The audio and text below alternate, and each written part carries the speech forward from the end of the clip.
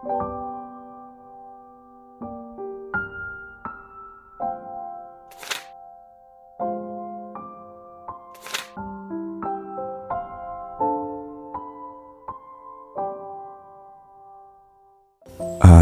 Santos nga Ebanghelyo pareha ng adlaw Agosto 21, tuig 2025, Huwebes, han ikakaruhaan nga simana han katuigan.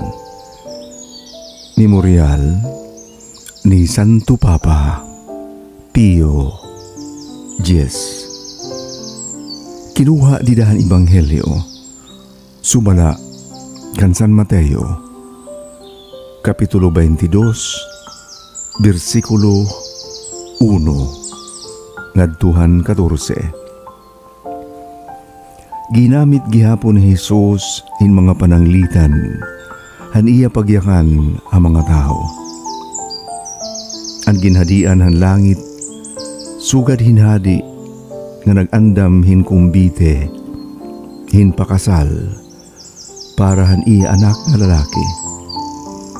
Nagsugo hiya han iya mga suruguon, hin pagsumat han mga dinapit, nga kumadto na hirahan kumbite, kundi waray inihira maruyag, hin pagtambong.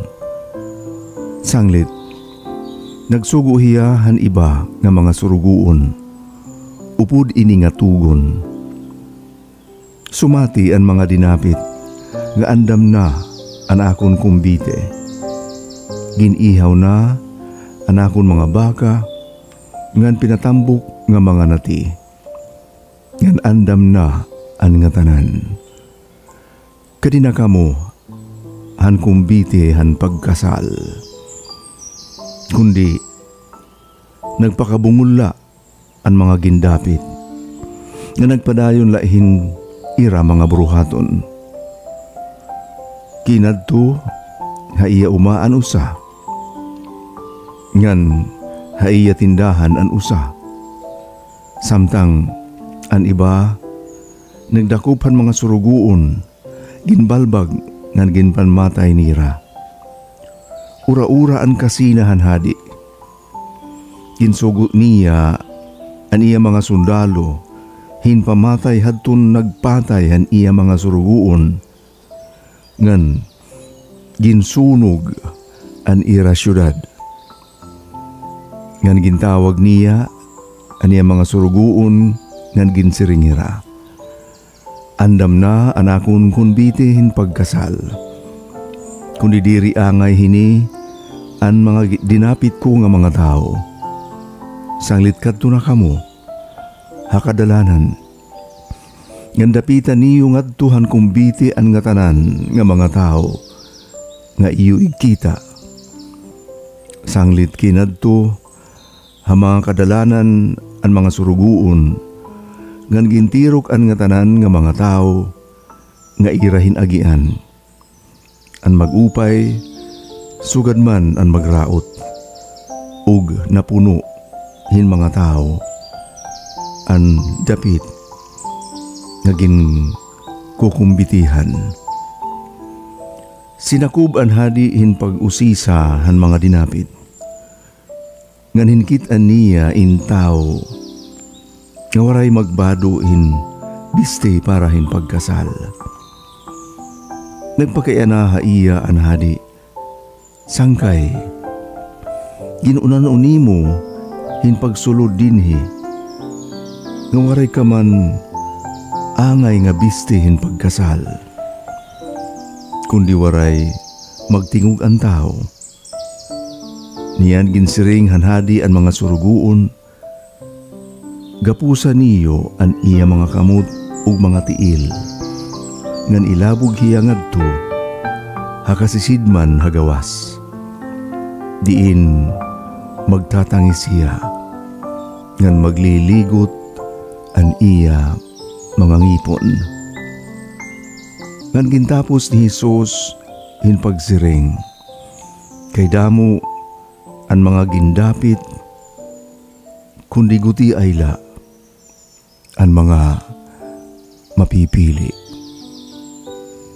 Ang ebanghelyo han Ginoo. Pagdayawon ka, Kristo.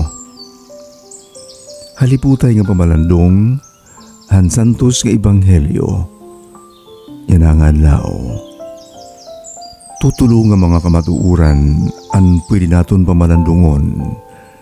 Ilahin niya na nga santos nga ebanghelyo. Ansyahan, amo an kamatuuran nga daan na may larang ang Diyos hin pagtalwas ang mga tao. Daan na may niya mga gindapit nga dahang kumbiti han pakasal. Kundi apisar hini may damo nga mga tao nga waray kumarawat ug umalagad hini nga iya larang. Kundi lugod na singadto hin iba nga mga higayon o ngani ngadto hin iba nga mga Dios-Dios.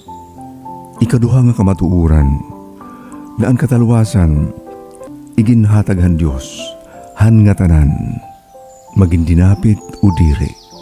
Sugad-sugad han pasumbingay han pukot nga iginlabog ngadto ha kadagatan basi makabilinghan nga tanan nga mga isda mag-upay man o magraot ha kadagatan. Kay an katalwasan parahan nga tanan nga mga katawhan. Ikatulong nga kamatuuran, amo ang kahimtangan nin usa nga dinapit nga dahini nga kumbite o kundi man nga dahan ginhadian han Dios. Bisan kung dinapit na kinahanglan hiya mag-ukuyhing kinabuhi nga naangay han kinabuhi hin usa nga Kristiyano. Hin kinabuhin usa nga naglalakaton di dahandalan ti pakadtuhan ginhadian ng langit. Sugad hini nga pananglita niya na may tao nga nakatunahan kumbitihan kundi niya bado diri kaangayan.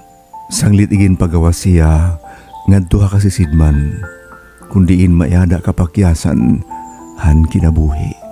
Sugad hini iton kabtang han tao nga binunyagan nga nag-uukoy naman unta di dahan kinabuhi ka Kristohanon.